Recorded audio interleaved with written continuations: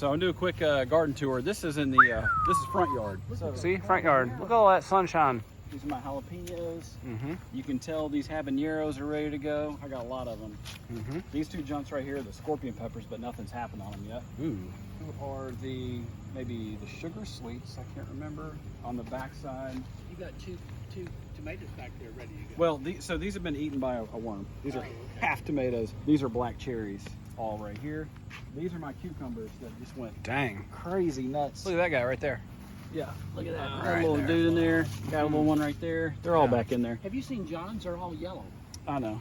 They look like That's what mangoes. happens when you pee in your garden. They look like mangoes. Well, I mean, where else am I gonna pee, Jared? So look at this. I got some Thai Thai basil. basil. I got some sweet basil. I got these Japanese eggplants right here. Oh, you got a turtle. But yeah, that came from Little Uncle guy. Josh's. Look at that chunky boy right there. Nice. I got some mint. I got some, that's just grass. This is thyme. Smell like thyme. Oh, Is that lemony time? Or is it English time? And then this is my pride and joy right here.